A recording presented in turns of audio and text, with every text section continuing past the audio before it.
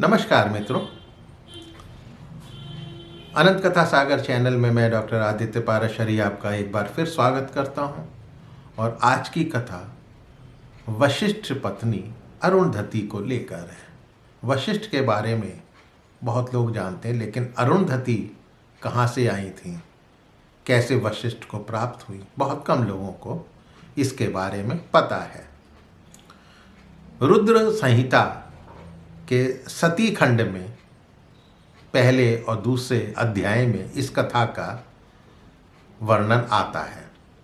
ब्रह्मा जी के मानस पुत्रों मरीचि, अत्रि, पुलह, पुलस्त्य, अंगिरा, क्रतु, वशिष्ठ, नारद, दक्ष और भृगु इनके उत्पन्न हो जाने के बाद ब्रह्मा जी के हृदय में एक अत्यंत मनोहर रूप वाली एक सुंदर नारी उत्पन्न हुई, जिसका नाम संध्या था। वो दिन में क्षीण हो जाती, परंतु सायंकाल में उसका रूप और सौंदर्य खिल उठता था। वो हमेशा किसी मंत्र का जाप करती रहती थी। सौंदर्य की चरम सीमा पर पहुंची हुई थी। मोनिया का भी मन मोह लेती थी। एक बार संध्या के मन में सकाम भाव उत्पन्न हो गया, यानी काम भाव उत्पन्न आ गया। इसलिए उसने निश्चय किया कि मैं वैदिक मार्ग के अनुसार अग्नि में इस शरीर की आहुति दे दूंगी। आज से इस भूतल पर कोई भी देहधारी उत्पन्न होते ही काम भाव से युक्त ना हो।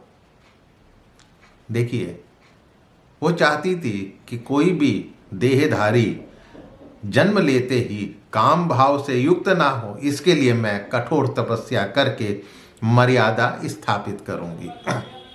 इसके बाद इस जीवन को मैं त्याग दूंगी। ये विचार कर संध्या चंद्रभाग नामक पर्वत पर चली गई, जहाँ से ये कहा जाता है कि चंद्रभागा नदी का प्रादुर्भाव हुआ है। जब ब्रह्मा जी को उसकी तपस्या के बारे में और उसके दृढ़ निश्चय के बारे में पता चला, तो उन्होंने अपने पुत्र वशिष्ठ को कहा कि जाओ, उसे तपस्या के भाव का पता नहीं है, उसे विधि पूर्वक दीक्षा दो, उसको बताओ, उसका मार्गदर्शन करो, तो वो अपने अभीष्ट लक्ष्य की प्राप्ति कर सके। कुछ ऐसा प्रयत्न करो। वशिष्ठ जी जो आज्ञा कहकर चल दिए। वशिष्ठ ब्रह्मचारी के रूप में वहाँ एक देव सरोवर पर पहुँचे। वहाँ पर बैठी हुई संध्या को भी देखा।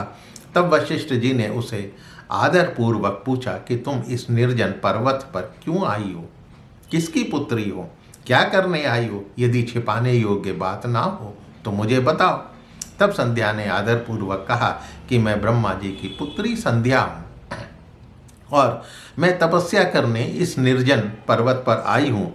यदि मुझे उपदेश देना उचित लगे तो आप मुझे तपस्या की विधि बताइए। ये सुनकर वशिष्ठ जी ने कहा कि भगवान शिव को हृदय में धारण करो और ओम नमः शंकराय ओम का निरंतर जाप करते हुए मौन तपस्या प्रारंभ करो, तथा उन्हें तपस्या के उन्होंने कुछ नियम बतलाए। तब संध्या ने तपस्वी योग्य वेश बनाकर बृहल्लोलित सरोवर के तट पर उसी मंत्र को साधन बनाकर तपस्या प्रारंभ कर दी। 4 युग बीत गए।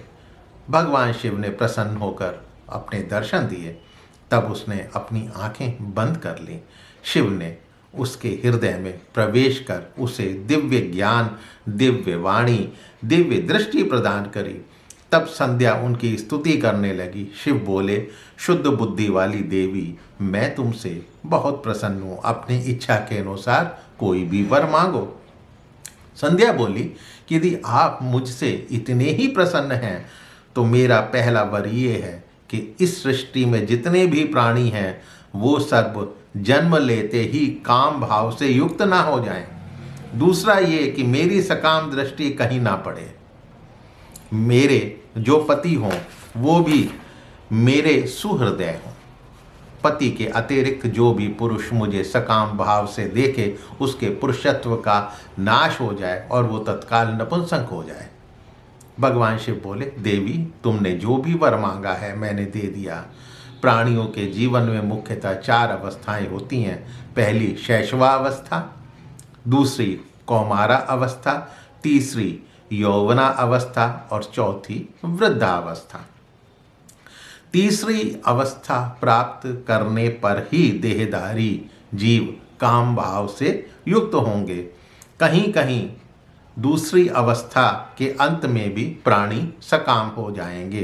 तुम्हारी तपस्या से मैंने जगत में सकाम भाव के उदय होने की मर्यादा स्थापित कर दी है। तुम भी इस लोक में वैसा ही दिव्य सती भाव को प्राप्त करो जो तीनों लोकों में दूसरी किसी भी स्त्री के लिए संभव ना हो। तुम्हारे पति के अतिरिक्त जो भी कोई तुम्हें सकाम भाव से देखेगा वो तत्काल नपुंसक होकर दुर्बलता को प्राप्त हो जाएगा और एक महर्षि ही तुम्हारे पति होंगे। तुमने पहले से ही ये प्रतिज्ञा कर रखी है कि मैं अग्नि में अपने शरीर को त्याग दूंगी। मुनिवर मेधातिथि का एक यज्ञ चल रहा है जो 12 वर्षों तक चलेगा। तुम स्वच्छता पूर्वक वहां जाओ और बिना विलंब किए अपने शरीर का अग्नि में उत्सर्ग कर दो। वो तुम्हें देख नहीं पाएंगे। मेरी कृपा से तुम मुनि की अग्नि से प्रकट हुई पुत्री होगी।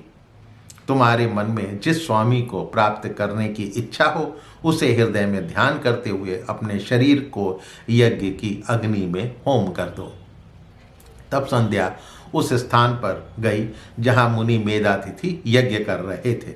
उसने उस तेजस्वी ब्रह्मचारी वशिष्ठ का स्मरण किया जिसने तपस्या के उपयोगी नियमों का उपदेश दिया था तथा उन्हें ही पति के रूप में चिंतन करते हुए उसने यज्ञ की अग्नि में अपने आप को होम कर दिया।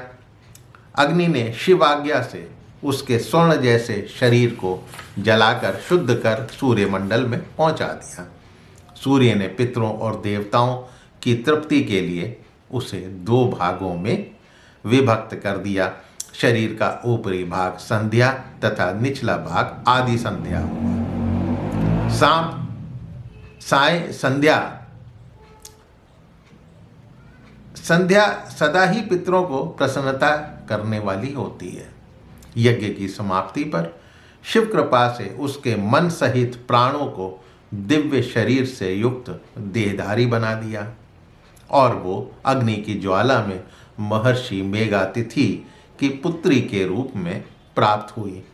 मुनि ने बड़े प्रेम से उसे ग्रहण करके अपनी गोद में बैठा लिया और उसका नाम रखा अरुणधति।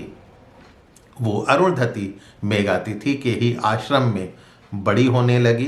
तब ब्रह्मा विष्णु महेश ने मिलकर उसका विवाह वशिष्ठ जी से करवा दिया और वो प्रियतम पति को पाकर शोभा पाने लगी। तो ये थी कथा अरुणधति की, उसके उद्गम की और वशिष्ठ के साथ विवाह होने की। तो मित्रों, कथा तो अवश्य पसंद आई होगी। इस कथा को अपने इष्ट मित्रों से शेयर कीजिएगा और मेरे चैनल को सब्सक्राइब करना मत भूलिएगा। फिर मिलता हूँ किसी नए किस्से कथा कहानी के साथ। तब तक के लिए मुझे आज्ञा दीजिए। नमस्कार।